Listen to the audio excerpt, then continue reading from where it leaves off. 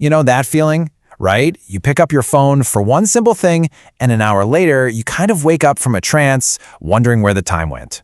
Well, in this explainer, we're going to dive into a much smarter, more sustainable way to deal with that, without having to just delete everything. Let's get into it. I mean, seriously. You unlock your phone just to check the weather, and before your conscious brain can even register what's happening, your thumb has already opened up an app and you're scrolling. It's like muscle memory, and it happens to millions of us every single day. But why? What's going on there?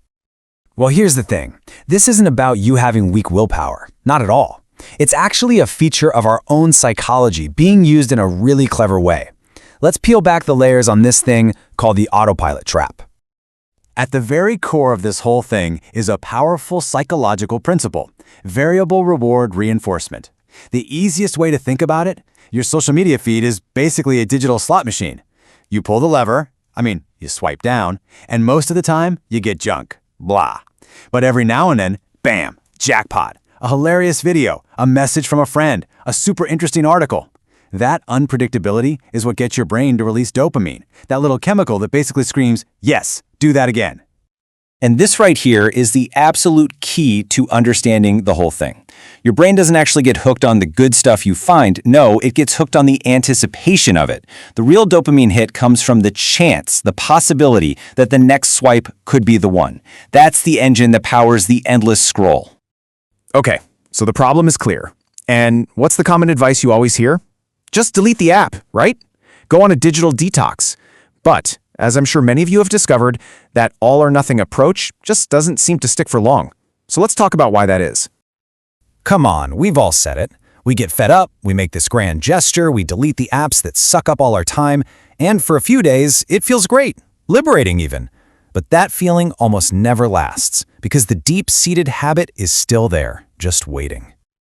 Yeah, this approach usually backfires for a few reasons. First, it creates this huge sense of deprivation, which just makes you crave it even more. Then, when you finally give in and reinstall it, you feel like a total failure.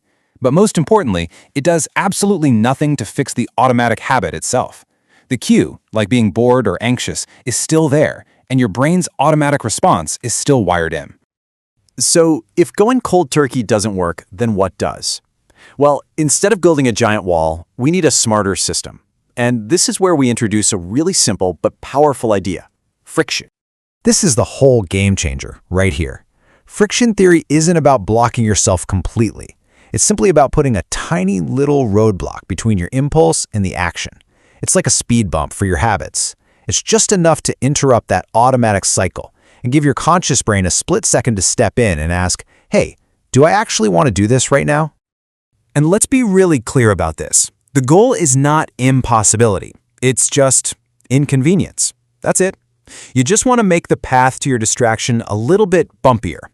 That small bump is often all it takes to jolt you out of autopilot and back into manual control.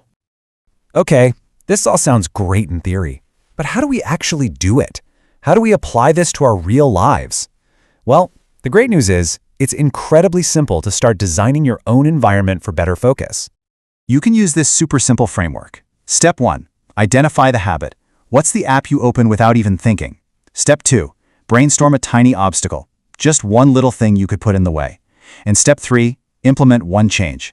Don't try to do 10 things at once. Just pick one and start there. Here is a classic, perfect example. Before, the app is sitting right there on your home screen. It's frictionless. One tap, zero thought, you're in. The after is so simple. You just bury it, move it into a folder, and then drag that folder all the way to the last page of your phone. Those extra 2 swipes? That's your moment of friction. Or what about this one? This is one of my favorites. Instead of staying logged in 24/7, just log out after you're done. Forcing yourself to type in your username and password every single time is a fantastic piece of friction. It makes you stop and decide if whatever's in there is actually worth the effort. You know, as you start to put these little changes in place, you'll notice something amazing. It's not just your behavior that changes. It's your entire mindset about how you use your technology. And that leads to the real goal here. This is the psychological magic of it all. That little 2-second pause you've engineered, that's a window of opportunity. It's just enough time for your rational, goal-oriented brain to catch up and say, wait a minute, I picked up my phone to answer an email, not to watch dog videos. And if you take away only one thing from this, let it be this. We are not trying to build a digital prison for ourselves. We're trying to build an architecture of choice. You can still use these apps, of course. But now, every time you do, it's because you made a deliberate, conscious decision. It's about you using your tools, not the other way around. So I'll leave you with this question. Think about that one app, that one website that just seems to suck you in. What is the smallest, simplest obstacle you can put in its way right now to give yourself back the power of choice?